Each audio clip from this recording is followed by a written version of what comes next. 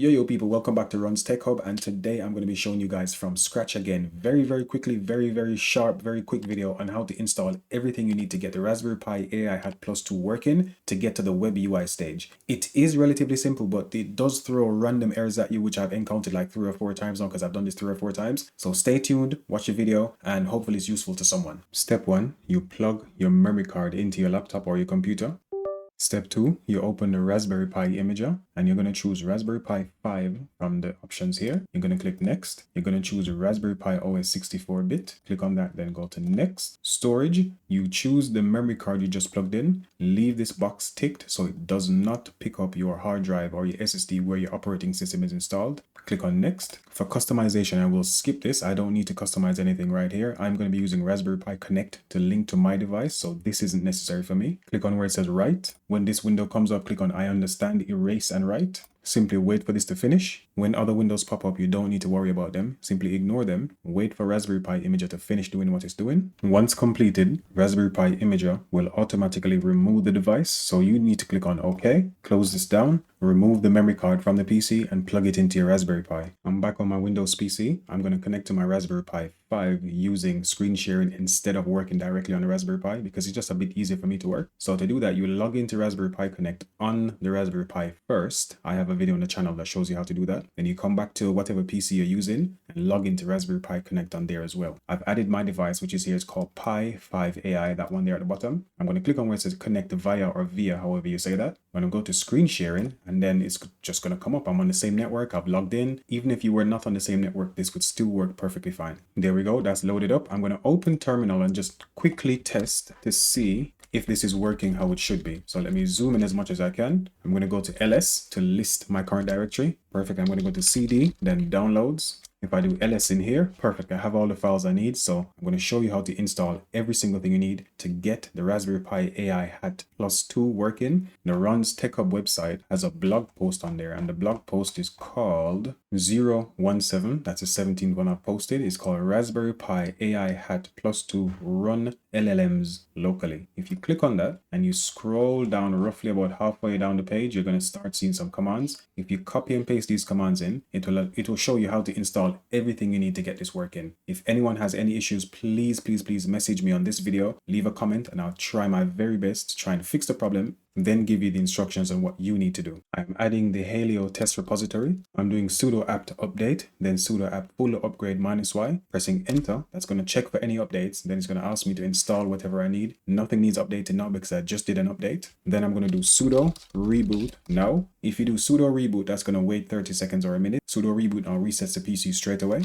Once your system has rebooted, you need to install Docker. Sudo apt install docker.io -y. This next command is going to run a hello world program just to test if everything is working okay. Perfect. You see this message here saying hello from Docker. This message shows that your installation appears to be working correctly. That's all you need to do for this part. This next step, we're going to install the Hailo drivers and the runtime. So the first one is sudo apt install dkms. There's a pending kernel update. I'm just going to click OK on this for now. Next, you do sudo apt install hailo-h10-all. Here we go. This needs a download size of 397. Let's just say 400 megabytes. The install size is going to be 1.3 gigabytes. So I'm simply going to type yes on my keyboard and press enter. Now that that's finished, I'm going to do a sudo reboot now. On my website, I've got 3 green buttons here where it says step 5, download HailoRT PCIe Express driver, download HailoRT, and download Hailo Model Zoo. You need to download all 3 of those files. So click on the button and it should allow you to download the files once you created an account and logged in. You have to create an account for these to work. So go to the website first or click on any one of these links or these buttons, create an account, log in, and once you come back to here and click on the button, it will download the file immediately. So I'm going to do it here quickly to show you what I mean. So I'm going to click on it. I'm now logged in. So once I click on this button here, if I click on that one, as you can see, the download started straight away on the top right hand corner. I'm going to click on the next one as well, download HailoRT, click on it, download starts straight away. Click on the last one down here, download starts straight away. And so what I've done, I've linked those buttons to the direct download link for each of those files. So again, you must create an account first and then you should be good to go. So what I'm going to do now is I'm going to go CD, that means change directory, go downloads, press enter. That's going to take me into my downloads folder. I'm going to do LS And inside my downloads folder, I've got 4 files. I probably won't need all 4 of them, but if they are red for you, I would recommend and suggest that you make these green. That means that you make them executable. They don't turn into Windows executables, but that simply means that you can run them on the system. And to do that, you need to change the mode of each file. To change the mode of each file, you simply do chmod plus x, then you put the name of the file. So the one I need to install first is going to be the HailoRT. So I'm simply going to choose HailoRT, and for me that's going to be the second file on my list. And let me highlight it quickly. It's going to be that file there. That's the one I'm going to choose to install. So what I can do, I'm going to type HAILORT, then underscore 5.2. But because it's the only file there with that underscore after HailoRT, I can press tab on my keyboard. That's going to do autocomplete. What that does is simply allows me to not type out every single thing. So I'm going to press enter on this. That's changed the mode of just that one file. If I do ls again, which is to list everything in the directory, and I press enter, as you can see, everything else is red and that one file is green. That tells me straight away that file has now been made executable. I can run it on this system.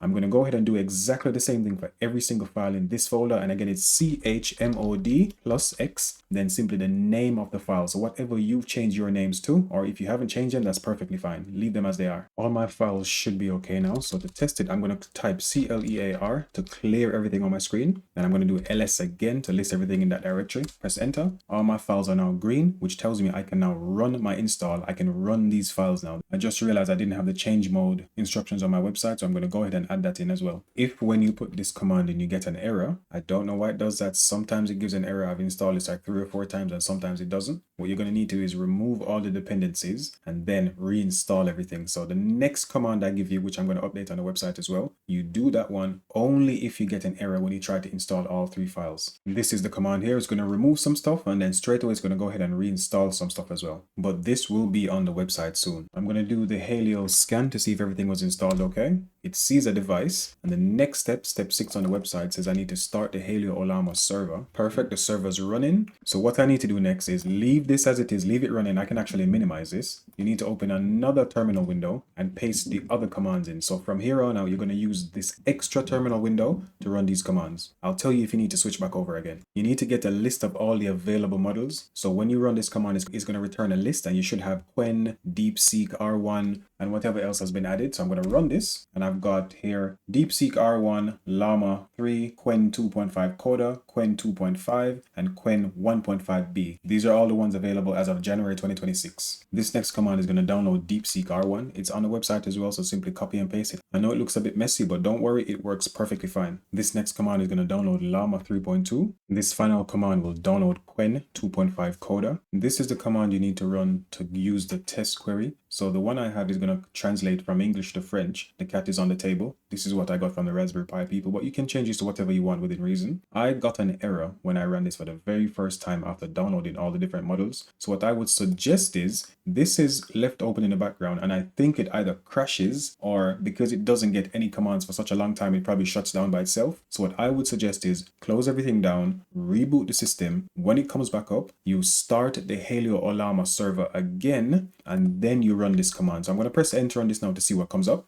I got something on my screen. However, the output isn't very clean. It doesn't look very nice. This is the whole purpose of using step 9 from the website. And step 9 is to install the open WebUI. So this is going to be a front end that kind of looks like Google Gemini or ChatGPT. You're essentially going to use the web browser, connect to the back end, and speak to it just like you would any other LLM. This command here is going to pull or download the WebUI stuff that we need. So I'm going to press enter on this. If you run that command and you got this error here, you can put sudo in front of it, but there's also another option where you can change everything so you don't need to always be putting sudo. I'm going to put the command for that on the website as well. So if you ever get this error, you can copy and paste that in. You should get it because you need to put sudo in front of it, to be fair. So copy and paste this next command in and it should fix all your issues. This is a command that will allow you to no longer have to put sudo in front of everything. Once you do this one time, you should be good to go. This is also going to be on the website under step 9. This next command is going to allow me to to launch the WebUI and set up Docker container. This might take a while, so simply wait for it to complete everything, then I'll show the next step. If everything is installed okay, you should only, at this point,